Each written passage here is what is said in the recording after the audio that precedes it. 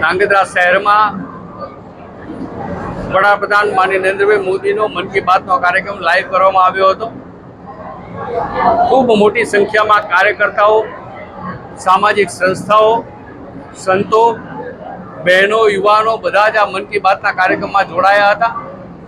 ગુજરાતમાં સુરનગર જિલ્લાને પસંદ કરીને સુરનગર જિલ્લામાં ધાંગધ્રા શહેરને મન કી બાતના કાર્યક્રમ માટે જ્યારે પસંદ કર્યો છે ત્યારે આજે નરેન્દ્રભાઈ મોદીએ અનેકવિધ પ્રકારનું માર્ગદર્શન દર મહિને જે પ્રકારે આપે છે એ જ પ્રકારે આપવાનું કાર્ય કર્યું છે।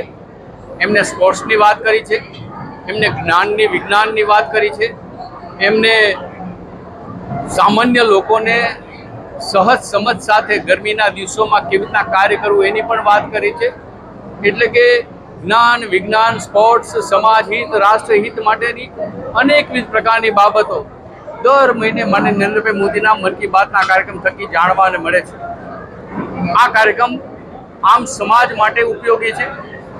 આ કાર્યક્રમ સમાજ હિતમાં કાર્ય કરતા દરેક લોકો માટે ઉપયોગી છે અને દેશના ઘડતરમાં પ્રત્યેક પેઢીને એક નવો વિચાર પ્રાપ્ત થાય, નવી પ્રેરણા પ્રાપ્ત થાય, એના પ્રકારનું માર્ગદર્શન પ્રાપ્ત થતું હોય છે। આપણે જોયું છે કે એમની મન કી બાતના કાર્યક્રમમાંથી અનેક લોકોએ પ્રેરણા લઈને, અનેક સંસ્થાઓએ પ્રેરણા લઈને અનેકવિધ પ્રકારના સમાજ હિતના, રાષ્ટ્ર ઘડતરના કાર્યો કર્યા છે। ત્યારે માનનીય નરેન્દ્રભાઈ મોદીના આવા શુભ વિચારોને હું આવકારું છું, અભિનંદન આપું છું અને ઘણા વર્ષોથી જે પ્રકારના મન કી બાતના કાર્યક્રમ થકી આપણને સૌને સાદી સમજ દ્વારા જે પ્રકારનો એમનો વિચાર માર્ગદર્શન પ્રાપ્ત થાય છે એ આપણા સૌ માટે ઉપયોગી છે।